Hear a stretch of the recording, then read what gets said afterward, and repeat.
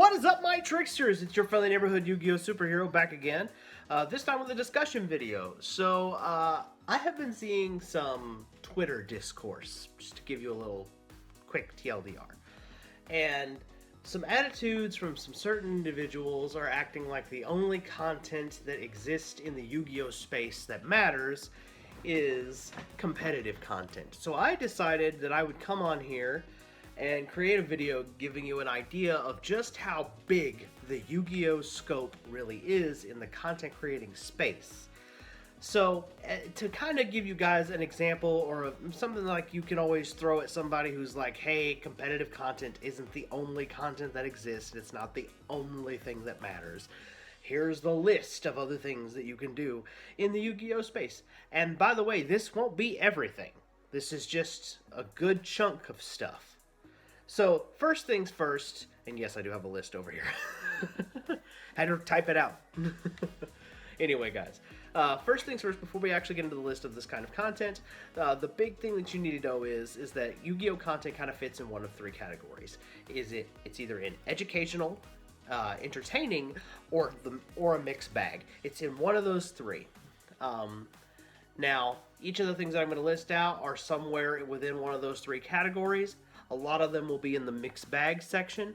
Rarely will you see content creators that their content is strictly entertainment and strictly education. A lot of it is in that mixed bag section, as I call it. But I digress. Let's go into it. So the first thing we have is casual player content. Now I'm going to also, as I go about telling you about these different kinds of content, I'm going to give you an example of a content creator that I think specializes in that content or has specialized in that content if they're no longer in the Yu-Gi-Oh creating space. So you'll have to go look at their old stuff in that case scenario. But the first one I'm giving for casual player content is Asianized. So what about him fits that category? Well, the big thing that Asianized is kind of known for, and Team Sam has also kind of hit on this a little bit too in his content, is he does these big, crazy combos with like a scrap deck. You know what I mean? Whether that's the archetype or just the description of the cards used.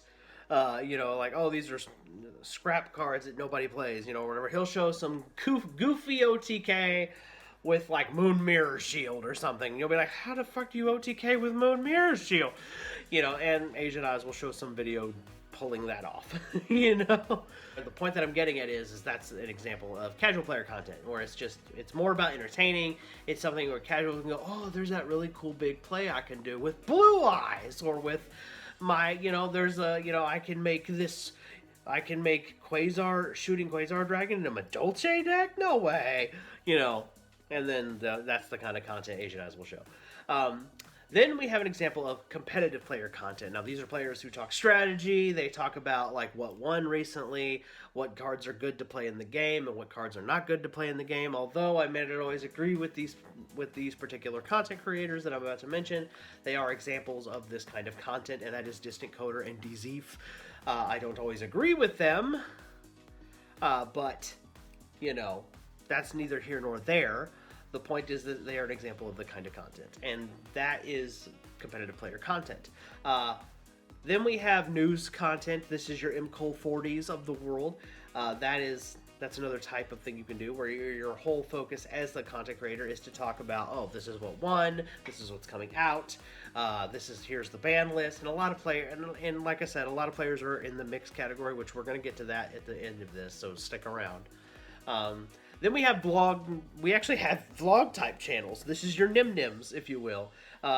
Nim-Nim is known for not posting often, but when he does post, he has this highly edited vlog video, and people really enjoy it. And he talks about like, oh, I decided to challenge myself playing Yu-Gi-Oh! Where I can only spend X amount of dollars a month. And he has like this very Yu-Gi-Oh! Player lifestyle type videos. So, blog stuff. Then we have market watches. This is your MST.TVs and your House of Champs, which are very important. These guys are like showing you, hey, this card got up in price, so if you have it in your bulk, you might want to go ahead and get it and sell it if you don't need it, or just know that it's up and higher in value than it was, or lower in value than it was, so you don't get scammed in either direction. Then we have product opening, which you can't talk about this without talking about simply unlucky, or however it is he says it. That's probably the worst impression you've ever heard. That's another example. And the next part we have is the anime and manga focus. And this is an example of this kind of content creator is TGS Anime. Basically what this guy does is he talks about like the Yu-Gi-Oh space in the terms of the anime and the manga. So he'll talk about like, this is what it means, you know, like he has a video where he talks about like why every protagonist boss monster is that boss monster or something like that, as an example. You know, he'll talk about like what was the logistical reasoning for X character to surrender or whatever. That's his whole shtick, and he talks about those types of things. And then we have skits, and this is your MBTs, your King Scarlet, your Yugi No-Nos, a certain other content creator from time to time that we all know and love. Then we have Master Duelist, which we have Team Sam from Team Samurai. He's a big-time Master Duel person right now. We also could include Decade in there. Although Decade is also going to be used as the example for the next one, because he used to do, before he did Master Duel, he was a Duel Links content creator. I know there's a bunch of other ones out there. I just haven't really interacted with a lot of them. Because I'm very much a casual Duel Links player, so I don't really bother watching content about it. Except when Decade was doing it, which now he's a Master Duel person, so that's why he's on this list kind of twice, because those are other things. Then we have examples of like content creators who focus on past formats, and one of those content creators is Cap G as an example. Now he does it more. He'll talk about like the decks that won and history of those things, and less about like showing you like replays of it. But I bet you that there are tons of channels that do replays of past formats.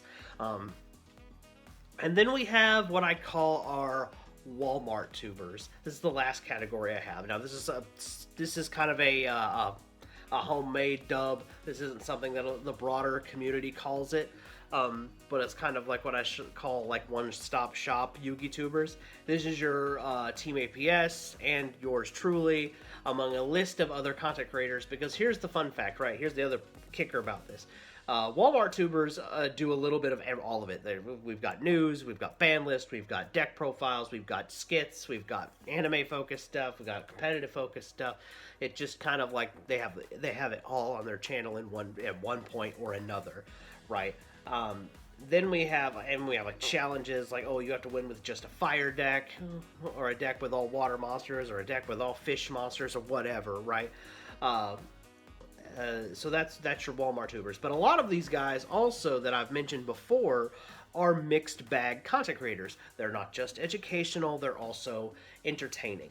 And that is the point of this whole point of this video that you're watching now, with me talking about all the different kinds of Yu-Gi tubing is because a lot of people try to focus Yu-Gi-Oh into that one little sphere of the competitive side of Yu-Gi-Oh for the TCG, as if that's the only thing that matters. And as I've just showcased to you with all the different kinds of content creators, Yu-Gi-Oh has a much, much broader spectrum than that little tiny narrow view of content creation or things that matter in the game of Yu-Gi-Oh. So the next time somebody, whether it's on Twitter or on Facebook or any other Yu-Gi-Oh place where Yu-Gi-Oh players gather, if someone tries to tell you that Yu-Gi-Oh, the competitive Yu-Gi-Oh is all that matters, that nobody cares about these other things in the Yu-Gi-Oh space, you can always show them this video, and I can showcase just how much stuff there is in this game, and when it comes to how detailed Yu-Gi-Oh is. Anyway, I hope you guys liked this video. I hope that you found it informative, and of course, I know that all those creators I mentioned totally needed the shout out. They totally needed it. It's not like their subscriber counts are huge or anything. Anyway, hope you guys enjoyed the video. I'll catch y'all in the next one. Peace.